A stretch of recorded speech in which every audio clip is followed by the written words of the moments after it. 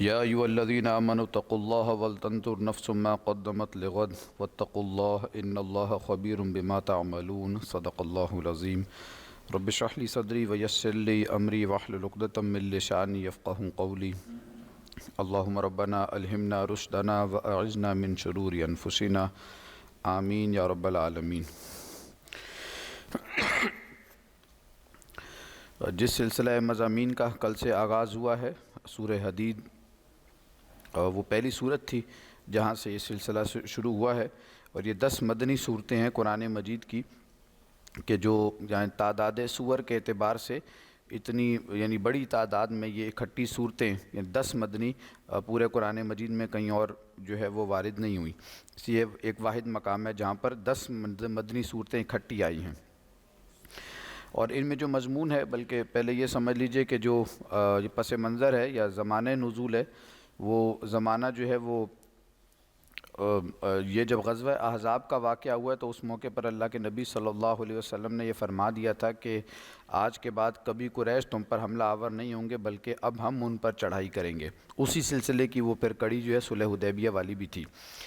تو اب یہ غزوہ احزاب کے موقع پر پورا عرب مسلمانوں پر مجتمع ہو کر اجتماعی طور پر جو ہے وہ حملہ آور ہوئے، اور ان کی کمر جو ہے وہ توڑ دی گئی، وہ برے طریقے سے یعنی ناکامی سے دوچار ہو کر، اور وہ جیسے ہوتا ہے وہ ایسی آندھی چلی کہ برتن بھی اٹھا کر انہیں جو ہے وہ واپس بھاگنا پڑا۔ اور یہ ایک آخری موقع تھا جب پورا عرب اکٹھا ہو کر حملہ آور ہوا مدینے پر۔ تو اس سے اللہ کے نبی صلی اللہ علیہ وسلم کو بھی اندازہ ہو گیا تھا کہ بہرحال دوبارہ ایسی قوت کا اکٹھا کرنا ان کے لیے بھی ناممکن ہے، اور جن بھی لوگوں کو زمانے کی یا یہ کہ اپنے حالات کی سینس ہوتی ہے انہیں بھی یہ اندازہ تھا، تو بہت سے پھر مدینے اور مکے کے آس پاس کے قبائل جو ہیں یہ اسلام کی طرف آ گئے۔ اور ہو سکتا ہے بعض لوگ ایسے بھی ہوں جو کہ یقیناً تھے جو آنا چاہتے تھے، لیکن وہ ایک ابو جہل کا جو ڈنڈا تھا پیچھے، یا مشرکین مکہ کا، کیونکہ بہرحال ان کی ایک ساکھ تھی پورے عرب کے اندر، تو کسی کو کوئی آنا بھی چاہتا تھا لیکن کمزور ایمان والا ہے تو ابھی اسے یعنی ڈنڈے کی وجہ سے وہ نہیں آ رہا اس طرف۔ لیکن جب یہ دیکھ لیا کہ اب کمر ٹوٹ گئی ہے مکے والوں کی، تو اس کے بعد پھر لوگوں کا اسلام کی طرف جو ہے ایک رجحان بڑھا ہے، اور پھر لوگ شامل ہوئے ہیں اسلام میں زیادہ سے زیادہ۔ تو اب یہ وہ لوگ ہیں کہ جو نہ تو پکے منافق ہیں، نہ ہی یہ حقیقی ایمان والے ہیں، یہ بس کمزور ایمان والے مسلمان ہیں جنہوں نے بس کلمہ پڑھ لیا ہے، بس آ گئے ہیں۔ انہوں نے ایڈا کوئی اسلام کو ابھی قریب سے جا کر سمجھا نہیں ہے، بس وہ جیسے ہوتا ہے نا تیل دیکھو تیر کی دھار دیکھو، اور یہ کہ وہ چلے چلو تم ادھر کو ہوا ہو جدھر کی، بس یہ ہوا کے رخ پر جو ہے ایک فیصلہ کر کے اب یہ آ گئے ہیں۔ تو ان کو پورا دین ظاہرہ سمجھانا اب ضروری ہے۔ تو ان 10 صورتوں میں در حقیقت پورے دین کا ایک خلاصہ یا پورے قرآن مجید کا خلاصہ ہے کہ جو آیا ہے، جس کا آغاز سورہ حدید سے ہوتا ہے اور اختتام جا کر سورہ تحریم پر ہوگا۔ مزید یہ کہ ایک اور پہلو بھی اس میں اہم ہے، وہ یہ کہ آج کل کے جو ہم مسلمان ہیں، ہمارے ہاں بھی نہ تو کوئی اس طرح کا کوئی یقینی ایمان ہے، نہ ہی ہم اپنے لوگوں کو کوئی شعوری منافق کہہ سکتے ہیں۔ یہ ابھی اس طرح کے شعوری منافق بھی نہیں ہیں۔ شعوری منافق وہ ہوتا ہے کہ جس کے سامنے دین سارا واضح ہو جائے، اس کے بعد بھی اب وہ انکاری ہے، یعنی وہ اب نام کا تو مسلمان وہ ہے، لیکن یہ کہ تقاضوں پر عمل نہیں کر رہا، تو اب وہ ڈیویٹ جو کرے گا یہ وہ انحراف ہے کہ جو حقیقی اور شعوری انحراف میں شمار ہوگا۔ تو اس اعتبار سے ابھی مجموعی طور پہ مسلمانوں کا حال وہ نفاق والا تو ہے، لیکن یہ کہ اسے کوئی شعوری نفاق نہیں کہا جا سکتا، کہ جو باقاعدہ جو ہے مسلمانوں کی اکثریت ایسی ہو کہ جو اسلام کو نقصان پہنچانے کے در پہ ہو۔ شعوری منافقین کا تو یہ معاملہ ہوتا ہے۔ اس لیے بعض لوگ جو یہ والی بھی ایک کرتے ہیں نا گڑبڑ حکمرانوں کے معاملے میں بھی اور ادھر بھی، وہ ہر ایک پر شعوری نفاق کا ٹیگ لگا دیتے ہیں۔ یہ کوئی ٹیگ لگانا کوئی ٹھیک بات نہیں ہے۔ بس ٹھیک ہے، گمراہ لوگ ہیں، آپ گمراہ کہیں انہیں، اور وہ اصلاح کا جو بھی طریقہ ہے وہ کریں۔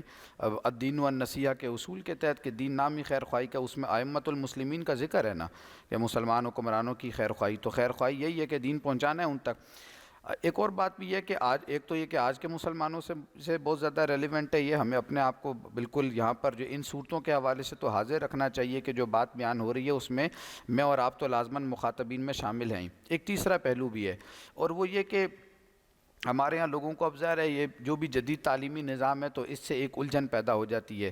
جس بندے نے بھی کوئی دین کی خدمت کرنی ہے، یا یہ کہ وہ اولاد کا سب سے زیادہ احساس ہوتا ہے کہ ان تعلیمی اداروں میں بھیجیں گے تو وہ تو جیسے وہ اقبال نے کہا ہے نا کہ گلا تو گھونٹ دیا اہل مدرسہ نے تیرا، کہاں سے آئے صدا لا الہ الا اللہ۔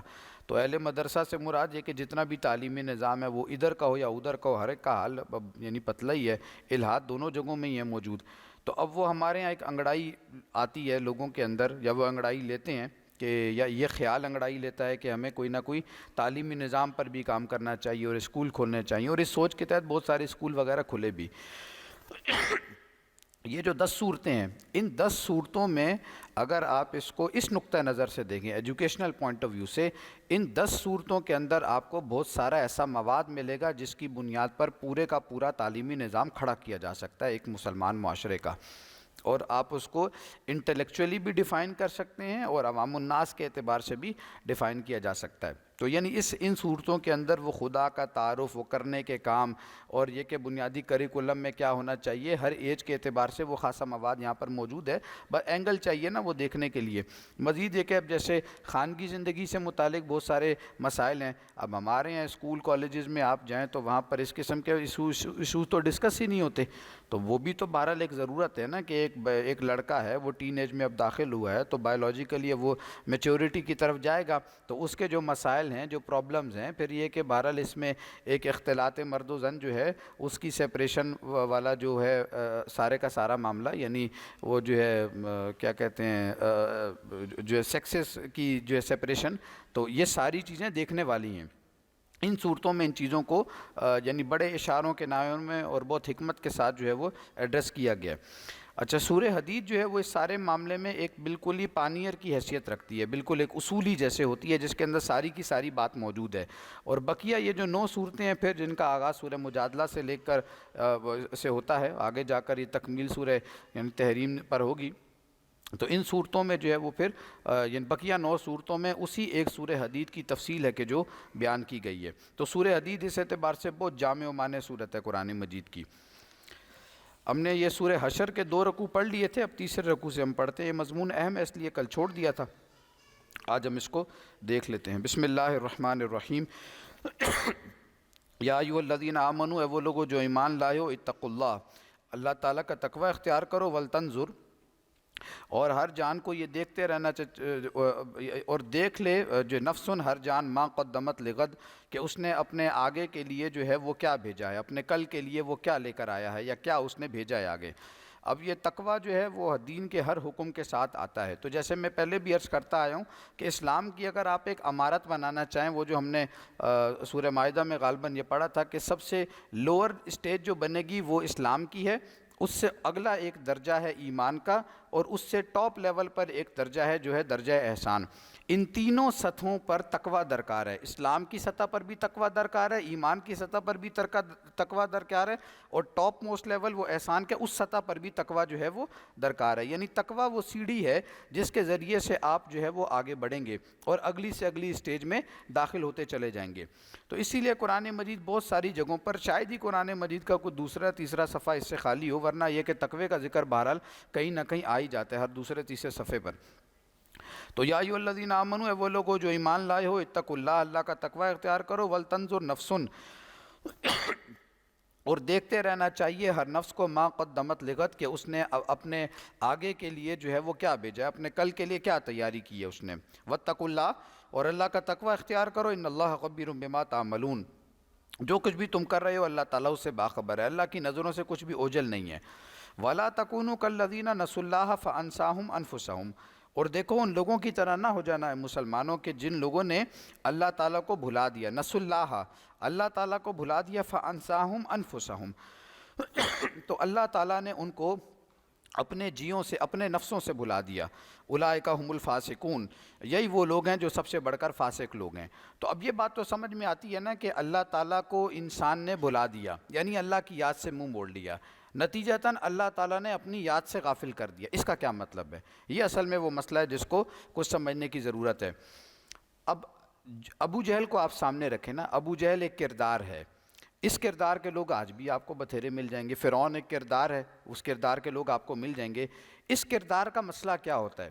جس کے سامنے اس کے پاس مال و دولت ہے، پیسہ ہے، اختیار ہے، دنیا کا سب کچھ ہے، مال و متاع جسے ہم کہتے ہیں، اور یہ وجود اس کے سامنے ہے۔ اسی وجود کی کو سیکیور کرنے کے لیے، اس کی حفاظت کے لیے، اس کی نرشمنٹ کے لیے، نشو و نما کے لیے وہ ہر قسم کے وسائل اپنے پاس اکٹھے کرے گا۔ اس کو اس نے محفوظ بنانا ہے تو اس کی وہ پوری کی پوری کوشش کرے گا۔ اسی سے پھر اس سے آگے نسل چلے گی، اس کی بیوی ہوگی تو ان سب کے لیے ظاہر ہے اس نے کوئی نہ کوئی اہتمام کرنا ہے۔ تو اللہ تعالیٰ کو اس نے بلایا ہوا تو ہے، لیکن اپنے آپ سے وہ غافل تو نہیں ہوا، اپنے آپ سے تو وہ بالکل باخبر ہے۔ یہ کون سا اپنا آپ ہے جو ہے فَأَنْسَاهُمْ أَنفُسَهُمْ، تو ہم نے اس کو بھلا دیا اپنے آپ سے، اپنے جی سے۔ یہ وہ اپنا آپ در حقیقت انسان کا باطنی وجود ہے۔ اگر آپ دنیا کے جتنے بھی اس وقت فلسفی ہیں یا جنہوں نے سائیکالوجی کی فیلڈ میں کوئی نہ کوئی نام بنایا ہے یا کمایا ہے، جن میں بہت بڑا نام سگمنڈ فرائیڈ کا ہے، تو فرائیڈ کی بھی تھیوری اگر آپ دیکھیں نا تو اس کی بھی اینالائزیشن ساری کی ساری ہے اس مادی وجود ہوئی کو سامنے رکھ کر، یعنی اپروچ اس کی ہوئی ہے۔ اگرچہ کہ اس نے جو اینالائزیشن آف ہیومن باڈی والا جو اسپیکٹ ہے فرائیڈ کا، جو اینالائز اس نے کیا، اس کے نتیجے میں اس نے وہ ایگو اور سپر ایگو کو ڈیفائن ضرور کیا ہے کہ وہ 3 سٹیجز بتاتا ہے انسان کی، کہ انسان جو ہے وہ اس کی کچھ مادی ضروریات ہیں، اور ایک درجہ اس کا بالکل لو لیول کا ہے جسے وہ ایڈ یا لبیڈو کہتا ہے، یہ بالکل لو لیول کی اسٹیج ہے۔ ایک اسٹیج اس سے اوپر کی ہے، اسٹیٹ آپ اسے کہہ لیں، اور وہ اسٹیٹ جو ہے وہ ایگو کی ہے، اور ایک اس سے اوپر کی اسٹیٹ ہے وہ سپر ایگو کی ہے۔ اور اینالائزیشن آف ہیومن باڈی کی حد تک اس کی آبزرویشن بالکل ٹھیک ہے، قرآن مجید بھی اس بات کو سپورٹ کرتا ہے۔ البتہ یہ کہ اس کا فنکشن کیا ہوگا، اس معاملے میں اس نے بہت گڑبڑ کی ہے۔ جو بھی فنکشن بتایا ہے ان تمام تر اسٹیٹس کا، ان تمام تر چیزوں کا، وہ فنکشن بالکل غلط ہے۔ ہمارے نزدیک وہ فنکشن وہی ہے کہ جس کو قرآن مجید نے ڈیفائن کیا ہے۔ اچھا، اب یہ بالکل ہی تھوڑا سا بھی غور و فکر کرنے والا آدمی بآسانی اس نتیجے پر پہنچ جاتا ہے کہ انسانی وجود جو ظاہر نظر میں آنے والا ہے، ظاہری طور پر جو اس مٹیریل شیٹ سے بنا ہے، یہی اصل انسان نہیں ہے، اس کے اندر کہیں نہ کہیں اور چیزیں بھی ہیں۔ اب وہ اگر آپ بالکل ہی پیور مادی نقطہ نظر سے بھی وجود کو کھنگال کر دیکھیں تو یہ تو آپ ڈیفائن نہیں کر سکتے کہ انسان کو خیال کہاں پر آتا ہے۔ کوئی بتا سکتا ہے خیال کہاں پر آتا ہے؟ بندہ یہ سوچ سکتا ہے کہ مجھے جو سوچ پیدا ہوتی ہے میرے اندر وہ جسم کے کس خانے میں ہوتی ہے؟ عقل کو ٹھیک ہے بہت ایک اہم فیکٹر سمجھا جاتا ہے، لیکن عقل کی اپنی لیمیٹیشن ہیں، یہ سارے مانتے ہیں۔ تو کوئی ایک دوسرا وجود ہے اس مادی وجود کے ساتھ۔ اچھا، جب آپ اس نقطہ نظر سے چیزوں کو دیکھنا شروع کرتے ہیں، یعنی پیور مادی نقطہ نظر سے، تو اس کا نتیجہ بالکل ہی مٹیریلسٹک نکلتا ہے۔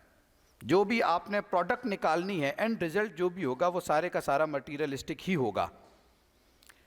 اور مٹیریلسٹکلی اگر آپ چیزوں کو دیکھیں گے تو اس سے تو کوئی انسان غافل نہیں ہوتا، نہ میں غافل ہوتا ہوں، نہ آپ غافل ہوتے ہیں، نہ کوئی اور غافل ہوتا ہے۔ ہر ایک کو اپنے اس مادی وجود کی فکر ہے، اسی کے لیے تو سارے کا سارا انسان کوشش کرتا ہے، محنت کرتا ہے۔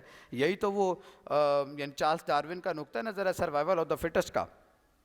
تو پرابلم یہ ہے کہ اس اعتبار سے جب آپ نے معاشرے کا جائزہ لینا شروع کیا تو پتہ چلا کہ یہی جسم کچھ نہ کچھ فرق کے ساتھ تو جانوروں کے پاس بھی موجود ہے۔ تو لہٰذا یہ پھر پورے کا پورا فلسفہ بنا ہے کہ جو بیسک نیڈز ان کی ہیں وہی بیسک نیڈز ہماری بھی ہیں۔ بس فرق صرف کیا ہے، گدھے میں اور گھوڑے میں یہ فرق ہے نا کہ گدھے کو آپ ذرا ایک ریموٹ قسم کا یا پرانا قسم کا ایک اینیمل کہہ سکتے ہیں، اور اس کی نسبت گھوڑا جو ہے یہ ذرا ریفائنڈ قسم کا اینیمل ہے۔ اسی طریقے سے انسان میں اور چمپینزی میں بھی بس اسی قسم کا کوئی فرق ہے کہ چمپینزی کی نسبت انسان جو ہے بڑا ریفائنڈ قسم کا ایک اینیمل آپ اس کو قرار دے سکتے ہیں۔ جبھی سگمنڈ فرائیڈ کے الفاظ یہی ہیں کہ اے مین از اے سوشل اینیمل، انسان جو ہے وہ ایک معاشرتی حیوان ہے، حیوان سے آگے بس انہوں نے کچھ نہیں دیکھا۔ جبکہ قرآن مجید جو بات بتا رہا ہے وہ بالکل اور ہے، اور وہ یہ ہے کہ انسان کے اندر ایک دوسرا بالکل انڈیپینڈنٹ وجود موجود ہے، اور وہ در حقیقت روح ربانی ہے۔ وہ جو ہے نا شعر اقبال کا کہ ہے نور تجلی بھی اسی خاک میں پنہاں، یہ جو خاک سے بنا ہوا پتلا ہے نور تجلی بھی اسی خاک میں پنہاں، غافل تو نرا صاحب ادراک نہیں ہے۔ یہ ادراک کا فلسفہ جو ہے ایمینول کانٹ کا ہے، پرسیپشن۔ تو انسان صرف خاک سے بنا ہوا پتلا نہیں ہے، آدمی زیادہ طرفہ معجون است، انسان 2 چیزوں کا مرکب ہے، 2 چیزوں کے مجموعے کا نام ہے از فرشتہ سرشتہ وز حیوان۔ ایک فرشتے والی شے بھی اس کے اندر موجود ہے، وہ ملکوتی شے، اور ایک انسان کے اندر وہ حیوان والی شے بھی موجود ہے، خاک سے بنا ہوا آدم۔ ان دونوں کے مجموعے سے انسان بنا ہے۔ اسی کے درمیان اب یہ باقی ساری کیفیات ہیں۔ اگر آپ جسم کو الگ کر دیں گے تو روح سروائیو ہی نہیں کر سکتی۔ اگر آپ روح کو ختم کر دیں گے تو یہ جو خاک سے بنا ہوا پتلا ہے یہ اصلاً انسان کہلانے کا لائق ہی نہیں ہے۔ جو انسان اپنے آپ کو اس روح والے فیکٹر سے نکال دیتا ہے اس کو قرآن مجید کہتا ہے یہ جانوروں جیسے۔ اب یہ جانور بھی نہیں ہے، بل ہم اضل، اس سے بھی کیا گزرا ہے، اولئک هم الغافلون، سب سے بڑھ کر لوگ یہی غافل ہیں۔ تو اب انہی دونوں کے یہ جو اسپیکٹس ہیں دونوں، ایک مادی وجود ایک روحانی وجود، ان دونوں کو ملائیں گے تو ادھر ہی درمیان میں کہیں شعور بھی ایگزسٹ کرتا ہے، ادھر ہی درمیان میں کہیں خیال والا وہ معاملہ بھی ہے۔ وہ بندہ کہتا ہے یار مجھے القاء ہوا، القاء بھی ادھر ہی کہیں آتا ہے، کشف بھی ادھر ہی ہے، انٹیوشن جسے ہم وجدان کہتے ہیں اس کا تعلق بھی اسی سے ہے۔ انہی دونوں کے درمیان عقل بھی ہے کہ جو موجود ہے، اور عقل کے آگے پھر یہ ٹول ہیں سارے کے سارے یہ 5 سینسز والے۔ تو وہ جو ہے نا جس شے سے اللہ تعالیٰ بلا دیتا ہے، جنہوں نے اللہ کو بلایا اللہ تعالیٰ نے انہیں اپنی یاد سے اپنے آپ سے بلا دیا، تو وہ اپنا آپ کیا ہے، وہ جو حقیقی انسان ہے، وہ جو انسان کا انٹرنل وجود ہے جو کہ بالکل انڈیپینڈنٹ انٹیٹی ہے انسان کے اندر، روحانی وجود، تو اللہ تعالیٰ نے انسان کو اس کی روح سے بلا دیا۔ اب جب وہ روح کے مقام سے بالکل نیچے اتر گیا تو اب ظاہر ہے وہ دنیا کا پجاری ہے، اس کے سامنے پیچھے بچا کیا؟ روح کا تعلق خود ذات باری تعالیٰ کے ساتھ ہے۔ جس کو ذات باری تعالیٰ کا ادراک ہوگا اسے ہی آخرت کا بھی ادراک ہوگا، کیونکہ آخرت کا تعلق ذات باری تعالیٰ کے پر ایمان کے ساتھ ہے۔ تو یہ سارے کا سارا پھر ایک ہی سائیکل میں چلتا چلا جائے گا۔ خدا کے روح کا انکار ہوا تو خدا کے وجود کا انکار ہوگا، خدا کے وجود کا انکار ہوا تو آخرت کا انکار ہوا، جب آخرت کا انکار ہوا تو پیچھے بچا کیا؟ یہ دنیا، مادی وجود۔ تو وہ جو عہد تھا کوئی اللہ سے جو ارواح انسانیہ کر کے آئی تھیں، جب اللہ نے اپنے آپ سے ہی بھلا دیا تو پیچھے تو صرف دنیا بچی۔ تو اسی لیے یہاں پر وہ فسق کے الفاظ ہیں۔ فاسق کون ہوتا ہے؟ جو اللہ سے کیا ہوا معاہدہ توڑ دیتا ہے۔ الذین ینقضون عہد اللہ من بعد میثاقہ ویقطعون ما امر اللہ بہ ان یوصل۔ اور پیچھے آیت کیا ہے جہاں سے یہ الذین شروع ہوا ہے نا، وہ کیا ہے؟ یضل بہ کثیرا ویہدی بہ کثیرا وما یضل بہ الا الفاسقین۔ کون ہے فاسقین؟ الذین ینقضون عہد اللہ من بعد میثاقہ، جنہوں نے اللہ تعالیٰ سے عہد کرنے کے بعد توڑ دیا اس کو۔ تو یہ ہے وہ سارے کا سارا فینومینا جس کو سمجھنے کی ضرورت ہے۔ مزید یہ کہ علامہ اقبال سے پوچھا گیا تھا کہ آپ کا یہ جو فلسفہ خودی ہے یہ آپ نے کہاں سے لیا ہے، اور مختلف اس زمانے میں ہی مشہور ہو گئی تھی۔ ظاہر ہے اقبال کوئی ان نون آدمی نہیں تھے، بہت بڑے آدمی تھے اپنے زمانے میں بھی۔ اقبال کا معاملہ یہ تھا کہ مشاعرے کے لیے جب لوگ بیٹھا کرتے تھے، شعراء جب آتے تھے اپنا کلام پیش کیا کرتے تھے، تو جیسے ہوتے ہیں نوجوان ہوٹنگ کرتے ہیں، سیٹیاں مارنی، تو لوگ آ کے سیٹیاں مارا کرتے تھے۔ اقبال جب آتے تھے کلام پیش کرنے کے لیے تو مجال ہے کسی نے کوئی سیٹیاں بجائی ہوں یا ہوٹنگ کی ہو، پن ڈراپ سائلنس ہو جایا کرتا تھا۔ تو وہ اپنے زمانے میں بھی ایک معتبر شخصیت اور ایک یعنی کیلیبر شخصیت کے اعتبار سے جانے پہچانے جاتے تھے۔ تو ان سے اس زمانے میں مشہور ہو گیا کہ جی آپ کے بارے میں لوگ یہ کہتے ہیں کہ آپ نے یہ جو فلسفہ خودی ہے یہ برگساں سے لیا ہے، بعض لوگوں کا خیال یہ ہے کہ نیٹشے سے لیا ہے، بعض لوگ یہ کہتے ہیں کہ کانٹ سے لیا ہے، آپ نے کہاں سے لیا آپ خود بتائیں۔ یہ جو سید نذیر نیازی صاحب تھے مرحوم، انہوں نے یہ یعنی لکھا ہے اپنی کتاب میں، اللہ اقبال شناسی کے اوپر ان کی کئی کتابیں ہیں، ان میں سے ایک کتاب میں انہوں نے یہ واقعہ لکھا ہے۔ تو کہنے لگے کہ میں نے بھی علامہ سے پوچھا تو علامہ نے کہا یار تم کل آنا میرے پاس تو میں تمہیں ڈکٹیٹ کرا دوں گا۔ اب یہ بڑی تیاری شیاری کر کے گئے کہ جناب وہ شاعر مشرق ہے، وہ مجھے اپنا ڈکٹیٹ کرائے گا اپنے سب سے بڑا جو فلسفہ خودی ہے اس کے بارے میں کہ وہ کہاں سے لیا ہے۔ تو یہ گئے تو کہنے لگے کہ میں بڑا تیار شیار ہو کے، ہوتا ہے نا بندہ کاپی پینسل بھی ساتھ لے کے جاتا ہے کہ وہ کہیں بتائیں ایسی بات جو میں بھول ہی نہ جاؤں بعد میں۔ گیا میں اقبال کے پاس تو علامہ نے کہا کہ بھائی وہ قرآن مجید اٹھا کے لے آؤ۔ تو کہنے لگے میرے اوپر وہ ایک سرد مہری طاری ہو گئی کہ میں سمجھا تھا کسی بڑے فلسفی کی کتاب کا بتائیں گے، یہ کہہ رہے ہیں قرآن مجید لے آؤ۔ تو خیر کہتے ہیں میں اٹھا گیا، قرآن مجید وہ ریک میں لگا ہوا تھا وہاں سے لے آیا۔ تو کہنے لگے سورہ حشر کھولو، سورہ حشر نکالی، پھر کہنے لگے اس کی آیت نمبر جو ہے وہ 19 نکالو، یہ والی آیت، اور کہا اس کو پڑھو۔ تو یہ آیت پڑھی تو پھر اقبال کہتے ہیں میرا فلسفہ خودی کا جو سورس ہے وہ یہ آیت ہے کہ وَلَا تَكُونُوا كَالَّذِينَ نَسُوا اللَّهَ فَأَنسَاهُمْ أَنفُسَهُمْ، ان لوگوں کی طرح نہ ہو جانا جنہوں نے اللہ تعالیٰ کو بھلا دیا، فَأَنسَاهُمْ أَنفُسَهُمْ، تو اللہ تعالیٰ نے انہیں اپنی یاد سے اپنے آپ سے غافل کر دیا۔ اولئک هم الفاسقون، سب سے بڑھ کر فاسق لوگ یہی ہیں۔ تو اس آیہ مبارکہ میں جو بات بیان کی جا رہی ہے وہ در حقیقت وہ روح خدا اور روح والا فیکٹر جو ہے وہ جو انسان کو اللہ تعالیٰ نے عطا کی ہے، اور یہی در حقیقت اقبال کے تصور خودی کی جڑ اور بنیاد ہے۔ اب اس پر 2 کتابیں نا علامہ کی، اسرار خودی اور رموز بے خودی۔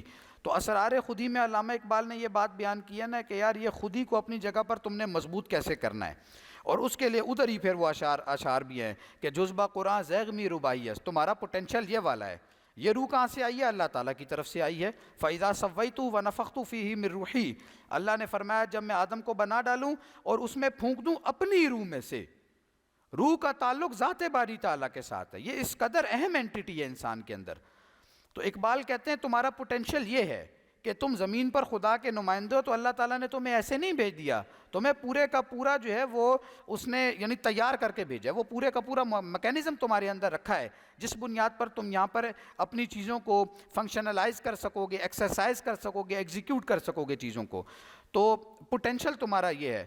اچھا اب یہ جو روح ہے یہ کہاں سے آئی ہے؟ اللہ تعالیٰ کی طرف سے. اس کی خوراک بھی اللہ تعالیٰ نے وہیں سے بھیجی ہے جو کہ قرآن مجید ہے. آگے یہ قرآن مجید کا بیان بھی آ رہا ہے. تو اقبال کہتے ہیں جذبہ قرآن زیغ می رباعیس، یہ اشعار ادھر ہی آئے ہیں.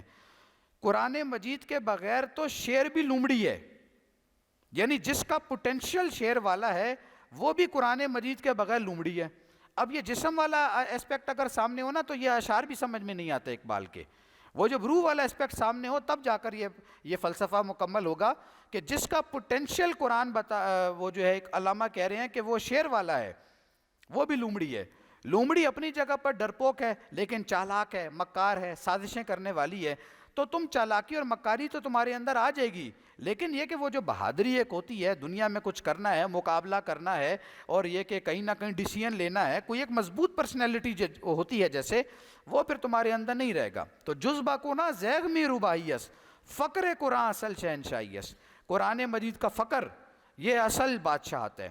اور پھر پوچھتے ہیں اقبال فقر قرآن کا فقر کیا ہے؟ پھر خود جواب دیتے ہیں اختلاط ذکر و فکر، یہ ذکر اور فکر کا اختلاط ہے، امتزاج ہے. اور یہ کیا ہے؟ فکر را کامل نہ دیدم جذبہ ذکر، فکر مکمل نہیں ہو سکتی کہ جب تک اس کے ساتھ جو ہے وہ ذکر شامل نہ ہو. تو از ذکر قرآن مجید اور فکر یعنی اس پر غور و فکر، اس پر تدبر، اور اسی کے ساتھ یہ دنیا ہے، یہ کائنات ہے، سب پر غور و فکر. تو یہ وہ کومبو ہے کہ جس کے نتیجے میں روح مضبوط ہوگی اور قرآن مجید کے ساتھ تعلق کے نتیجے میں. اچھا جی، اب یہ ایک انسان کے پاس جو ہے اس کی روح زندہ ہے، اس کا قرآن کے ساتھ ایک تعلق ہے. تو اب فرمایا لا یستوی اصحاب النار و اصحاب الجنہ، برابر نہیں ہو سکتے آگ والے اور جنت والے. اصحاب الجنتی هم الفائزون، یہ جو جنت والے ہیں یہی کامیاب ہوں گے. اب وہ قرآن مجید کی بات آ گئی. لو انزلنا ھذا القرآن علی جبل، اگر ہم اس قرآن مجید کو نازل کر دیتے کسی پہاڑ پر تو کیا ہوتا؟ لرأیتہ، تو آپ دیکھتے خاشعا کہ وہ خشیت سے، متصدعا من خشیت اللہ، وہ پھٹ جاتا اللہ تعالیٰ کے خوف سے. یہ قرآن مجید کا ایک وہ ہے اثر ہے اس کا. جیسے میں کل عرض کر رہا تھا کہ وہی نازل ہوتی تھی اللہ کے نبی صلی اللہ علیہ وسلم پر. سخت سردی کے موسم میں بھی حضور اگر اونٹنی پر سوار ہیں تو پریشر اتنا ہوتا تھا کہ وہی نازل ہو رہی ہے، اونٹنی بیٹھ جایا کرتی تھی، اور سخت سردی میں بھی جو ہے پسینے چھوٹ جایا کرتے تھے آپ صلی اللہ علیہ وسلم کے.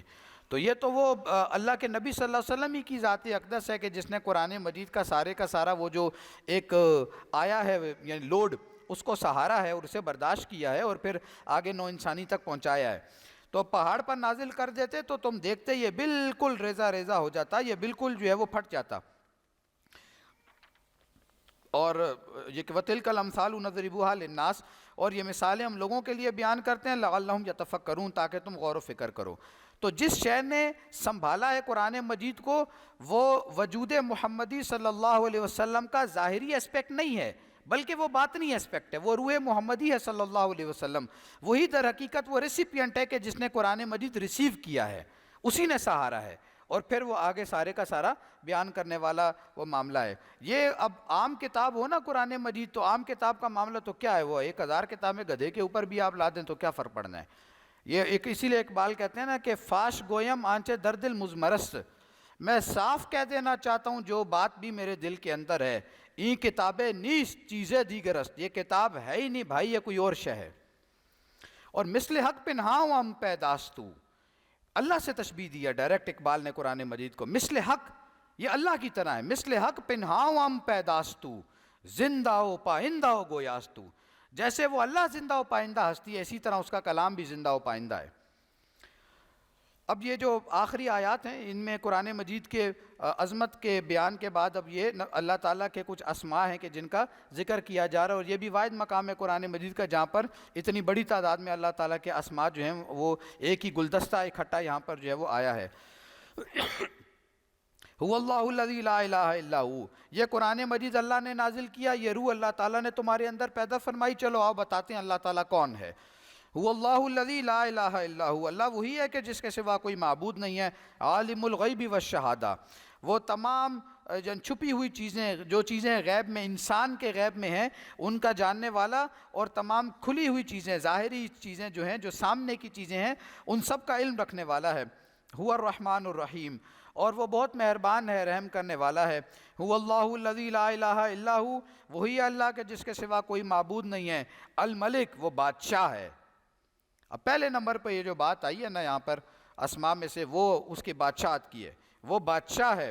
القدوس، اور وہ یعنی پاک ہے، یعنی اس کے اندر وہ جو ہے پاکیزگی ہے۔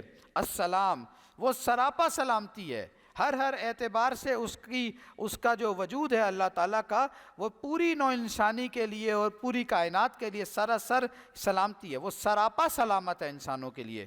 المؤمن، امن دینے والا ہے۔ المہیمن، پناہ میں لینے والا ہے۔ العزیز، وہ زبردست ہے، یعنی مطلق العنان بادشاہ ہے۔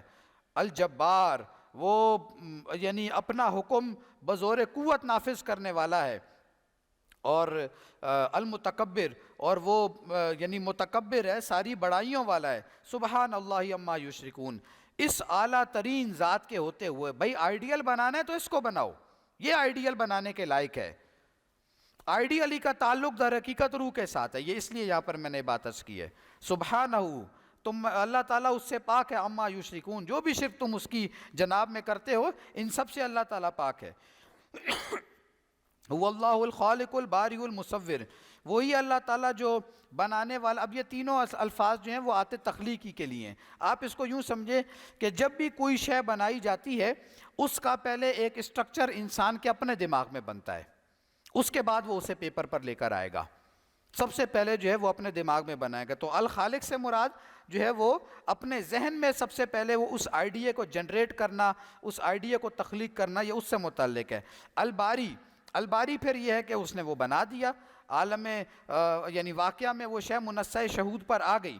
اور المصور، المصور پھر یہ کہ وہ جو گرے اسٹرکچر کے بعد تصویر کشی والا کام ہے، فائنل ٹچنگز، تو وہ پھر فائنل ٹچنگز بھی اس نے کی، یعنی اللہ چاہتا تو یہ ناک انسان کی بڑی خوبصورت اللہ نے بنائی ہے، چاہتا اللہ تو گول گپے کی طرح بالکل ہی گول سی بنا دیتا، کسی کا کے اختیار میں کیا تھا کہ وہ اللہ سے جھگڑا کر لیتا، یا یہ کہ آنکھیں جو ہیں وہ انسان کی پورے منہ جتنی اللہ بنا دیتا تو ایک بھدا سا انسان بنتا نا، نہیں، وہ اس نے پوری نوک پلک سنواری ہے بہترین طریقے سے، تو وہ المصور ہے، بہترین تصویر کشی کرنے والا ہے۔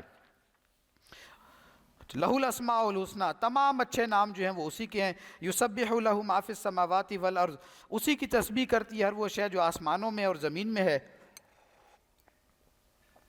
وہو العزیز الحکیم، اور وہ زبردست ہے، کمال حکمت والا ہے۔